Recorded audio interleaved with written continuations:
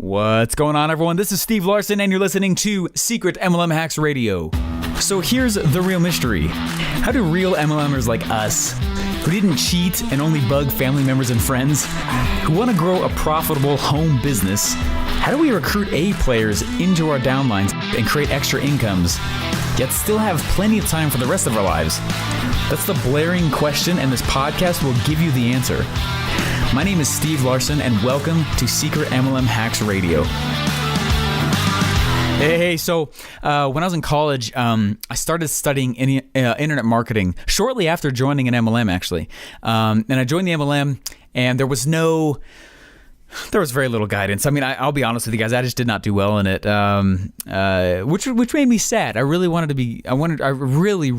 be successful with it. I thought it was going to be the way that would pay for our firstborn child that was on the way at the time, and I was very excited, and I started studying internet marketing, and I started running into these different companies that really looked like they knew what they were doing, and I would compare them and compare their leaders and stuff like that with other people, and I was like, this is fast. I want to go learn more about them, and they had an event that was coming up, and I realized, oh my gosh, I've got to get to this event. It's coming up in 3 months. I have no money, that at the time I was like, I have no money. How the heck am I going to get to this event? And I had learned to build what is called a sales funnel. Basically, it's a series of web pages that are linked together. That's, basically to sell stuff, similar to Amazon or, Shopify or things like that, and there's up sales and down sales and automation and email sequences and things like that. And it's one of the major reasons why I can build an automated recruiting funnel like I have, that pulls people in and auto recruits them and brings all the leads to me, and I don't have to go. I hate talking on the phone. I'm terrible at talking on the phone, which is funny because I was a telemarketer, but I'm just really bad at chumming it up on the phone. For whatever reason, it totally stresses me out. But anyway, I was like, hey, how do I get to this event? I can't get to this event. We have no money. We've got nothing. And so I was like, you know what?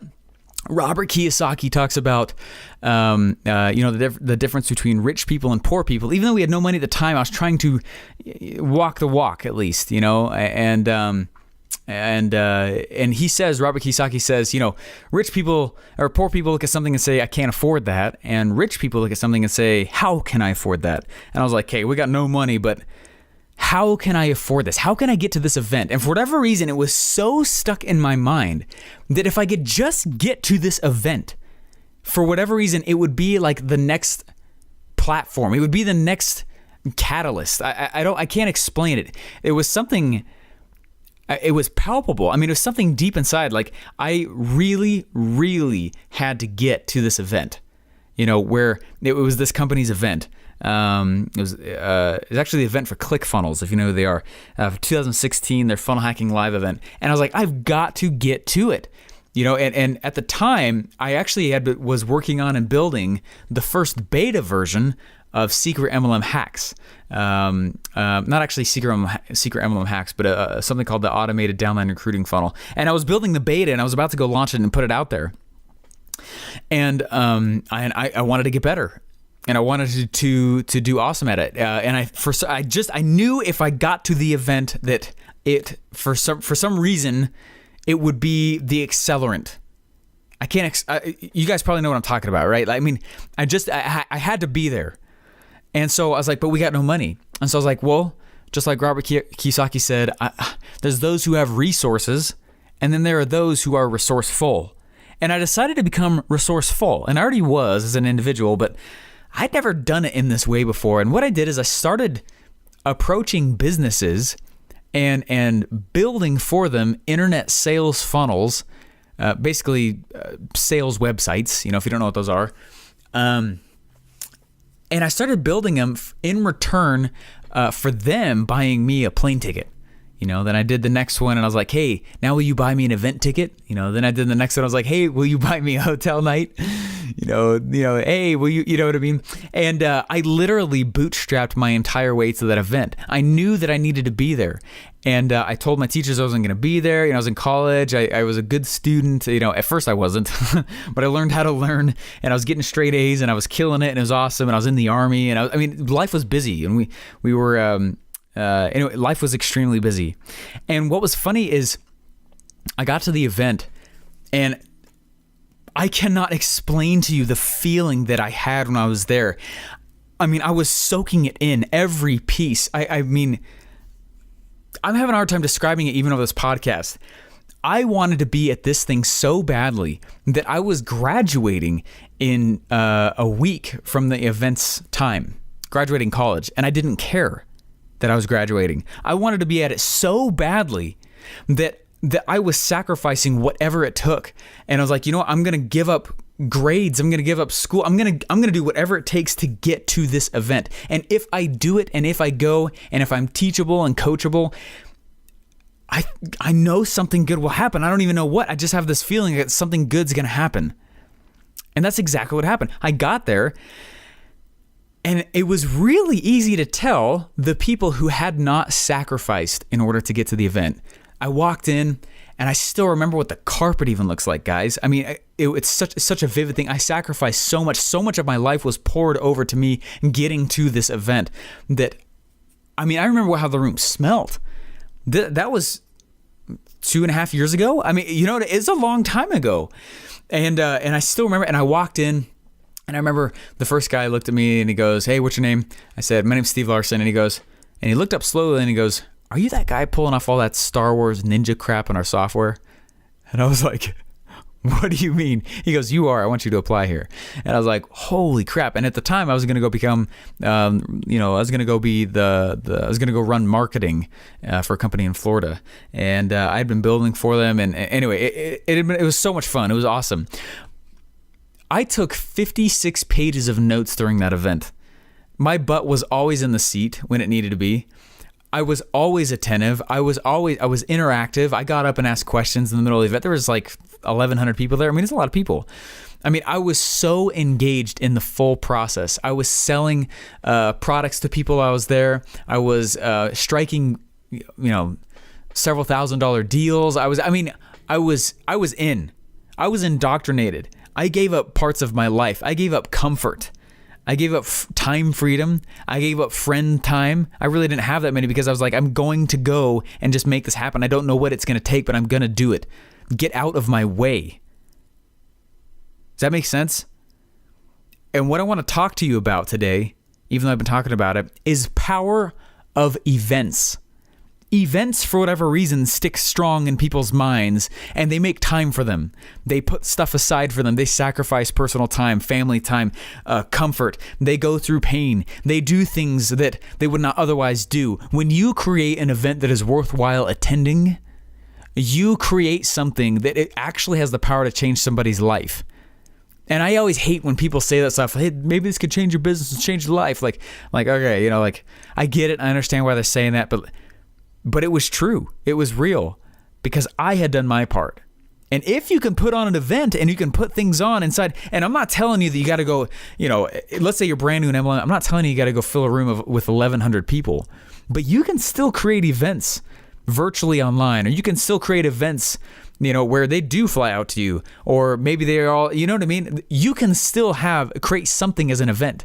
And all good marketers leverage the crap out of events.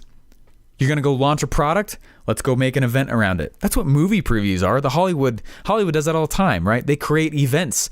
Guys, guess what? This movie's going to launch on December 21st. And here's the preview. It's coming in 6 months.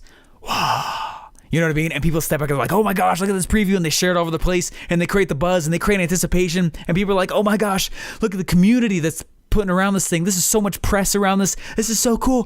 Why is it only November? And they're counting down and they're marking stuff off on their calendar, and they're buying pre-tickets early, and their behavior changes because of their excitement. And if you can create that inside your MLM, the feelings of those things, man, the first MLM I joined was so freaking boring. They had an event, they went, and I could tell it was exciting, but there were no event-like things happening, event-like activities happening in my team. And no wonder people had a hard time.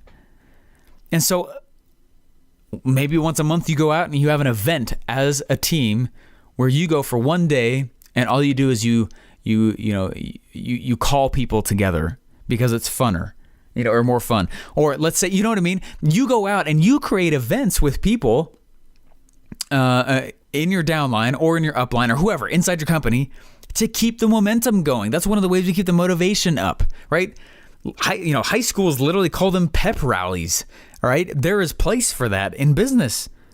There's place for that in big corporate place. My dad was an executive at IBM, and he's a software architect. And there were computers all around me growing up. It's one of the reasons I like them so much and use them and know a lot about them, and is because they were just all over the place. We had computers everywhere. We built a massive in-home network in our house before Wi-Fi was a thing. It's like we did a lot of stuff, and even in IBM, they would go out and these massive, ridiculous parties in Vegas for their employees, and everyone's turning to the event. Everyone's excited. It is important. You have to look forward to certain things. Even in the Army, when I was in basic training, I would look forward to certain events. Oh my gosh, guys, grenade throwing is coming up. It's in 3 weeks. What? I can withstand this massive torture push-up routine they're making me go through right now because I know that's coming up. You know what I mean?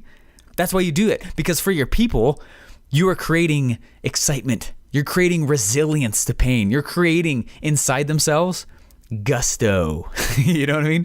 You're creating for them this attitude that's a fighter, this attitude that's willing to go out, and no one wants to look stupid in front of other people. And so they'll go out and they'll do things that they would not otherwise do so that they can have things to talk about at the event. Does that make sense? So find some way to use events. So speaking of the launch that I'm going through right now, right? My plan has been to launch this product in mid-October, and it's taken a little bit longer than I've been wanting to. But I was like, you know what? I don't just want to open the gates. How can I create an event around the launch? So what I'm doing is 4 weeks before the launch, right? Which is it's supposed to be next Monday, which is why I'm doing this podcast, because I might have to change it because I'm just not ready, and that's okay. It's pushed me super hard, and I've gotten farther than if I didn't have this deadline. I might push it back like 2 weeks or something like that, and that's okay. I'm actually very okay with that because I feel really good. I feel very satisfied emotionally that I've been just crushing it, and I've been creating a lot of cool stuff that I know is going to change the MLM industry that nobody's ever taught inside of MLM. I'm so freaking up and fired up and passionate about this because I never had anyone in my downline teach this. I have literally combed the internet and I cannot find somebody. And my job is on the internet. I know how to search the internet pretty deeply. And I can't find people who do this stuff. And this is new stuff that has never been inside the MLM world, ever. I put my whole integrity behind that because I just can't find it. I'm so excited to show. So I'm okay. If I got to push it back, that's okay. But what I'm doing is I'm creating an event. So let's say, just for the podcast's sake, as it currently stands, right, I'm launching this about mid-October. But I want to make the launch an event. So what can I do? Well, 4 weeks beforehand, what I'm going to start doing is I'm going to start Facebook Living every single day. And I'm going to start doing very specific Facebook ads targeting to other audiences who also like MLM. And I'm giving away free stuff. There's no pitch. There's nothing. It's literally to help buzz happen, right? I'm going to do that for 3 weeks. The week before I launch, I'm going to go through what is called the 7-day launch. The 7-day launch is a very specific sequence that you do in internet marketing or even offline, in different places. But it's a very specific sequence that you do that creates such a bond with the actual product that it creates a floodgate effect. I don't have time to go into what it actually is. Maybe we'll on another podcast, but it creates a floodgate effect. And that's what I'm trying to do because, of course, I want to sell it. I want to get this stuff out there. And if there's no exchange, then people aren't going to use it. So they have to pay. You know what I mean? And how am I going to do that? Well, I got to show them that it's amazing and that there's never been created before and that no one's ever done this stuff and that they can automate their recruiting inside their business. Like, that's ridiculous. Nobody's ever really actually pulled that off. There's some people who, kind of talk about it a little bit, but there's still weirdness behind some of it. Like, anyway, this is a very value first way and method towards actual recruiting in an automated fashion. So anyway, very excited for it. So what I'm trying to tell you is that when you're out and you're recruiting, or when you're out and let's say that, and you know what, you are a business owner, right? You own basically a franchise basically of your MLM, right? So what is a business owner going to do? Let's say once a month they've got some crazy special sale. Let's say that once every so often that they've got the, I'll tell you, one of the cool things you can do is demonstrate or consume your product live. Answer questions live, teach about it live. So many false beliefs and so many concerns will be answered by you merely consuming your product live, where people can ask you stuff and there's vulnerability on your side. You're telling stories and you're telling testimonials and you're showing how to use it and how to be successful with it. I know a company that made $3 million in a year on that one tactic, just showing their stuff live because it was an event. Anyway, I hope I wasn't beating a dead horse on this. I hope that stuck home what I was trying to say, that there is massive power in events. And if you can get them right, and if you can use it, you will harness so much market pressure in your favor. And I'm excited for you to do it. So start thinking to yourself, what can I do to create some kind of a launch for my thing? Or what can I do to create some kind of event? And you know what? If it is going to be a launch or some kind of event, there's always pre-launches. There's a pre-launch party. There's a post-launch party. You know what I mean? There's always an excuse. There's always how many times do you see places like Kohl's or other department stores not have sales? They always have a sale. I always figure out what it is in the sale. Guys, it's going to be the October sale. You know what, guys? This is the Thanksgiving sale. You know what? It's coming up. It's December sale. Hey, guys, everyone, it's January New Year's Eve sale, right? There's always a sale. Car dealerships are huge on this. Guys, come on in for our early March, early spring sale. You're always going to find some reason for an event. That's a live example of what I'm talking about. So when I start doing that with your people, in motivating, in recruiting, in selling, find out how to be an event thrower, and you will become very naturally a marketer. All right, guys. Hopefully that was helpful. I'll talk to you later. Bye. Hey, thanks for listening. Please remember to subscribe and leave feedback. Would you like me to teach your own downline 5 simple MLM recruiting tips for free? If so, go download your free MLM Masters Pack by subscribing to this podcast at secretmlmhacksradio.com.